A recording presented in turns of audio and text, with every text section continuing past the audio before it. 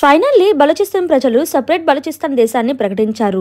Balochistan freedom fighters మీర్ యార్ బలోచ్ భారత్కు ఒక లేఖ రాసి 3 డిమాండ్స్ పెట్టారు. ఒకటి, బలూచిస్తాన్ దేశాన్ని గుర్తించాలని. 2, ఢిల్లీలో బలూచిస్తాన్ అసెంబ్లీ ఓపెన్ చేయాలని. 3, ఒకవేళ రేపు మళ్ళీ పాకిస్తాన్ సైన్యం తమపై దాడి చేస్తే ఇండియన్ ఆర్మీను రంగంలో దింపాలని.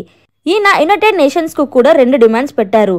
ఆ 2 డిమాండ్స్లో ఒకటి, బలూచిస్తాన్ యుఎన్లో గుర్తించాలని. పాకిస్తాన్ తమపై చేస్తున్న అగత్యాన్ని ఆపాలని. 2వ డిమాండ్, బలూచిస్తాన్ లోపల యుఎన్ పీస్ కీపింగ్ ఫోర్స్ అంటే ఆర్మీని దింపాలని. ఇక్కడ యాక్చువల్లీ ఏం జరిగిందంటే సడన్గా వీళ్ళు ఫ్రీడమ్ను ఎలా ప్రకటించుకున్నారు అంటే దీనికి సమాధానం ఇండియన్ ఆర్మీ పాకిస్తాన్లో చేసిన ఆపరేషన్ సింధూర్. అయితే బలూచిస్తాన్ ఏర్పడటానికి ఎన్నో ఛాలెంజెస్, ఎన్నో సవాలున్నాయి. అవేంటో చెప్తా. దానికంటే ముందు దయచేసి సబ్స్క్రైబ్ చేయండి. సింధూర్ ఆపరేషన్లో ఇండియన్ ఎయిర్ ఫోర్స్ ఎంచుకున్న స్ట్రాటజీ పంజాబ్ ప్రావిన్స్ పైన దాడి చేయడం. సింధూర్ ఆపరేషన్లో ఇండియన్ ఆర్మీ పాకిస్తాన్ పంజాబ్ ప్రావిన్స్లో ఉన్న బహబుల్పూర్లో ఉన్న మసూద్ అక్ హెడ్ క్వార్టర్స్లో దాడి చేసింది. ఇదే పంజాబ్ ప్రావిన్స్లో ఉన్న ముర్దికేలో ఉన్న హఫీజ్ సయీద్ హెడ్ క్వార్టర్స్ పైన కూడా దాడి చేసింది. పంజాబ్ ప్రావిన్స్ సెంటర్ పాయింట్లో దాడి చేసింది. ఇది పాకిస్తాన్ ఆర్మీకు అవుట్ ఆఫ్ సిలబస్. దీన్ని వాళ్ళు అస్సలు ఎక్స్పెక్ట్ చేయలేదు. ఇండియన్ ఆర్మీ దాడి చేసిన 9 ఉగ్రవాద శిబిరాలలో దాదాపు 5 అనుకుంటా, ఆ 5కు 5 పంజాబ్ ప్రావిన్స్లోనే ఉన్నాయి. సో ఈసారి పాకిస్తాన్ పీఓకే మధ్య ముఖ్యంగా పంజాబ్ ప్రావిన్స్లో తమ సైన్య సిబ్బందిని మోహరించింది. సింధు యుద్ధంలో పాకిస్తాన్ సైన్యం బలూచిస్తాన్ ఖైబర్ పఖ్తూన్ఖ్వా సింధు నుండి యుద్ధ ట్యాంకర్స్ను, యుద్ధ ఆయుధాలను, యుద్ధ ఫైటర్స్ను అన్నిటినీ పీఓకే ఆన్ పంజాబ్ బార్డర్ వద్ద తరలించడం జరిగింది.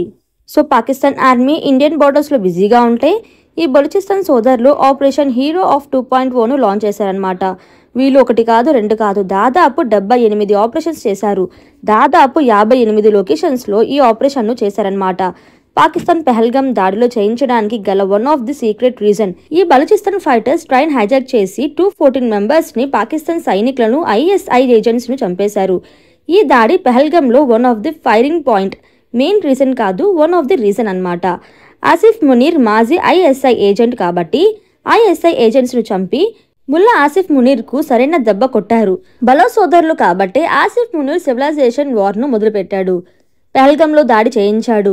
ఈ బలోచ్ ఫ్రీడమ్ ఫైటర్స్లో 2 టీమ్స్ ఉన్నాయి. ఒకటి Baloch liberation front, 2 Baloch liberation army. ఈ ఇద్దరు కోఆర్డినేట్గా ఏం చేశారు, కరాచీ కోట హైవే బ్లాక్ చేశారు. ఈ హైవే బ్లాక్ చేసిన తర్వాత కరాచీ నుండి ఎటువంటి గూడ్స్ ట్రాన్స్పోర్ట్ అవ్వలేకపోయాయి. పాకిస్తాన్ ఆర్మీ బలూచిస్తాన్కు చేరుకోవడానికి గల అన్ని చెక్ పాయింట్స్ను, అన్ని హైవే పాయింట్స్ను బలూచిస్తాన్ సోదరులు కబ్జా చేసుకున్నారు. టాప్ 5 సవాలు గురించి ఎక్స్ప్లెయిన్ చేస్తాను చూడండి. Number 1, geography. 1971 ఇండియా బంగ్లాదేశ్ యుద్ధంలో పాకిస్తాన్ ఒకవైపు, బంగ్లాదేశ్ ఇంకోవైపు ఉండేది. పాకిస్తాన్ సైన్యానికి వెస్ట్ పాకిస్తాన్ నుండి ఈస్ట్ పాకిస్తాన్కు రావాలి అంటే సముద్రం మార్గం గుండా లేదా ఇండియన్ ఎయిర్ స్పేస్ను వాడి రావాలి. ఇక్కడ ఈ 2 ఇండియన్ ఆర్మీ కబ్జాలు ఉన్నాయి కాబట్టి పాకిస్తాన్ చాలా ఈజీగా తగ్గిపోయింది. ఇక్కడ టెరెన్ అంటే భూభాగం యొక్క అడ్వాంటేజ్తోనే మనం ఈజీగా బంగ్లాదేశ్ను నిర్మించుకున్నాం. కానీ ఇక్కడ బలూచిస్తాన్ కేసులో బలూచే అంటే పాకిస్తాన్ 2 పక్కపక్కనే ఉంటాయి. బలూచిస్తాన్కు ఇండియాకు మధ్య బార్డర్ షేరింగ్ లేదు. ఈ పాకిస్తాన్ సైన్యం పంజాబ్లో పీఓకే ఇండియన్ ఆర్మీ చేసిన జాత్రను రిపేర్ చేసుకుని మళ్ళీ బలూచిస్తాన్ వైపు తిరిగి రాగలరు. బలూచిస్తాన్ ప్రజలపైన దాడి చేయగలరు. పాకిస్తాన్ దగ్గర 4 జన్ ఎయిర్ క్రాఫ్ట్ ఉన్నాయి. 5 లక్షల ఆర్మీ ఉంది. సో బలూచిస్తాన్ స్వాతంత్రాన్ని హోల్డ్ చేయడం అంత ఈజీ కాదు. ఇప్పుడైతే పాకిస్తాన్ ఆర్మీ అక్కడ ఉంది కాబట్టి వీళ్ళు జెండాను ఎగురవేశారు. కానీ వన్స్ వాళ్ళు తిరిగి వస్తే ఈ స్వాతంత్రాన్ని హోల్డ్ చేయడం చాలా కష్టం. బంగ్లాదేశ్ సమయంలో బెంగాలీ ప్రజల కోపం ఆకాశానికి తాగింది.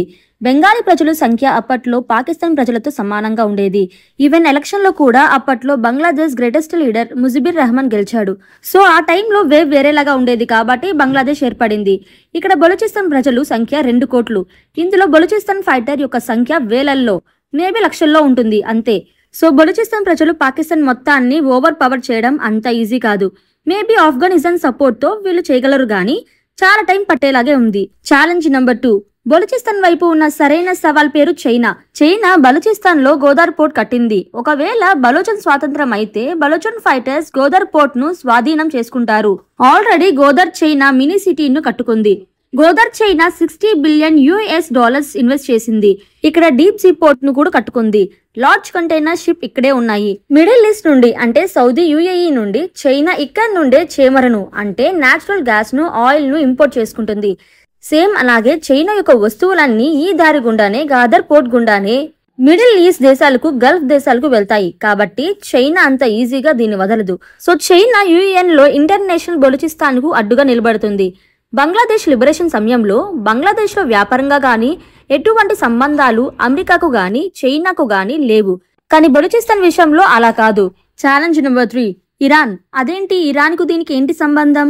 సో చెప్తాను చూడండి. ఇరాన్ లో ఈ సిస్తాన్ బలూచిస్తాన్ లో కూడా బలోచి ప్రజలు ఉన్నారు. ఈ బలోచి ప్రజల పైన ఇరాన్ కూడా సేమ్ పాకిస్తాన్ లాగే అణచివేస్తుంది. రేపు బలూచిస్తాన్ ఏర్పడితే ఇరాన్ లో కూడా ఇటువంటి తిరుగుబాటు జరిగే అవకాశం ఉంది. సిస్తాన్ బలూచిస్తాన్ ప్రజలు కూడా ఉద్యమం చేస్తే అవకాశం ఉంది. కాబట్టి ఇరాన్ ముందు జాగ్రత్తగా బలూచిస్తాన్ దేశాన్ని అడ్డుకుంటుందన్నమాట.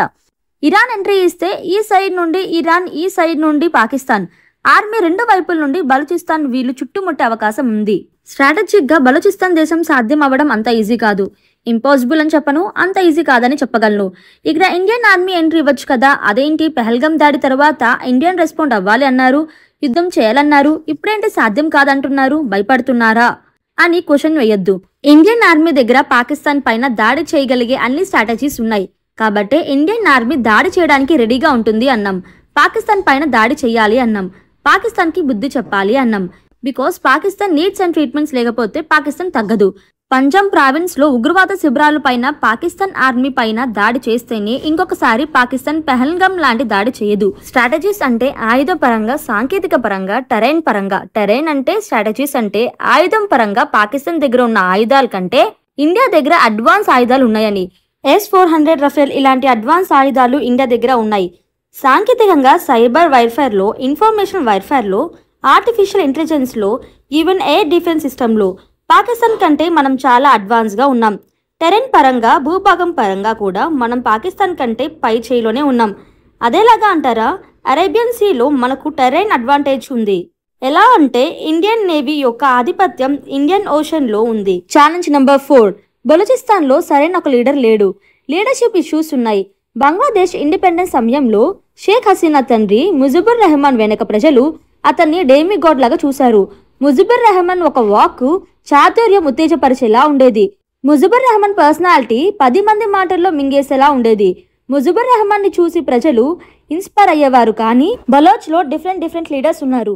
ఒక రోజు జిహాన్ బలోచ్ గారు స్టేట్మెంట్ ఇస్తారు, ఇంకొక రోజు మహరన్ బలోచ్ గారు స్పీచ్ ఇస్తారు, మూడో రోజు మిర్యార్ బలోచ్ లెటర్ ఇస్తారు. ఇక్కడ కోఆర్డినేషన్ లోపాలున్నాయి, లీడర్షిప్ గ్యాప్ ఉంది, యునైటీ లేదు. ఒక లీడర్ కింద అందరు లేరు, డిఫరెంట్ ఫంక్షన్స్ గా ఉన్నారు. ఇది చాలా పెద్ద ఛాలెంజ్. కూల్ మైండ్ తో ఆలోచిస్తేనే అర్థమవుతుంది. సో ఇంతవరకు వీడియో చూసారు కదా. ఈ వీడియో నచ్చితే లైక్ చేసి సబ్స్క్రైబ్ చేసుకోండి. జై హింద్.